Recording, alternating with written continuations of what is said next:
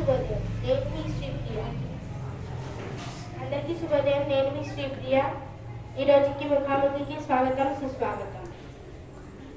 దీక్ష model పాఠశాల నుండి విచ్చేయుచున్న 9వ తరగతి విద్యార్థులు సిరివల్లి, లక్ష్మి, శాంబెని మరియు కపిలకు స్వాగతం. నేడు ఫోన్ లేని ఇల్లు కానీ గ్రామం కానీ లేదు అంటే ఇది అతిశయోక్తి కాదు.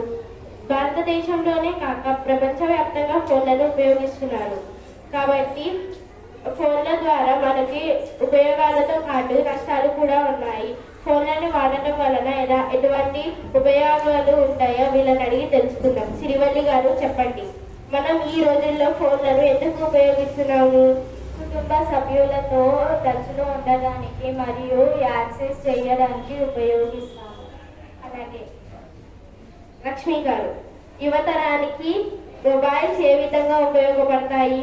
మంచిగా వాడితే మంచిగా ఉపయోగపడుతుంది, చెడుగా వాడితే చెడుగా ఉపయోగపడుతుంది. మొబైల్ ద్వారా ఎన్నో విషయాలను తెలుసుకోగలుగుతారు. అలాగే మొబైల్ ఎక్కువ సమయం చూడడం వల్ల కుటుంబ సభ్యులతో తక్కువ సమయం కేటాయిస్తారు. శాంబెని గారు, బ్యాంకు లావాదేవీల్లో మొబైల్ ఉపయోగపడుతుందా? ఫోన్ ఇంట్లో ఉంటే మనం డబ్బులు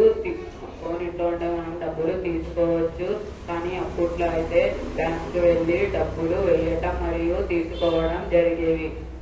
అలాగేనండి. కపిల్ గారు, మొబైల్లో ఎటువంటి టెక్నాలజీ ఉంటుంది? మొబైల్స్లో AI టెక్నాలజీ ఉంటుంది. దీని వలన తెలియని విషయాలు తెలుసుకోవడంలో చాలా ఉపయోగకరంగా ఉంటుంది. అలాగేనండి. సిరివల్లి గారు, మొబైల్ ఉపయోగకరమా లేదా హానికరమా? చిన్న పిల్లలకు హానికరం కానీ పెద్దవాళ్ళకు ఉపయోగకరం. ఎందుకంటే నావిగేషన్, చిత్రాలను తీయడం వంటి వాటికి ఉపయోగపడుతుంది. లక్ష్మి గారు, మొబైల్ ఆవిష్కరణ గురించి మీరేం స్పందిస్తారు? మొబైల్ ఆవిష్కరణ వల్ల మనకు ఎన్నో ఉపయోగాలు ఉన్నాయి. మొబైల్ ద్వారా మనకు ఎన్నో వైజ్ఞానిక విషయాలను తెలుస్తాయి. అలాగే మొబైల్ చూడడం వల్ల కంటి చూపు మందగిస్తుంది. అలాగేనండి. శాంబెని గారు, చిత్రాన్ని చిత్రీకరించడానికి మొబైల్స్ ఉపయోగపడతాయా? చిత్రాన్ని చిత్రించడానికి వీడియోలు తీయడం జరుగుతుంది. మనకి జ్ఞాపకంగా గుర్తుండిపోతాయి. కపిల్ గారు, మొబైల్స్ ద్వారా పర్చేసింగ్ చేయవచ్చా? మొబైల్స్ ద్వారా పర్చేసింగ్ చేయవచ్చు. ఇంట్లో ఉండి ఫుడ్, ఇంట్లోకి కావాల్సిన వస్తువులు, గ్యాస్ మరియు ఎన్నో వస్తువులను పర్చేసింగ్ చేయవచ్చు. సిరివల్లి గారు, మొబైల్ ఫోన్ల ఆవిష్కరణతో సాంకేతిక మెరుగుపడుతుందా?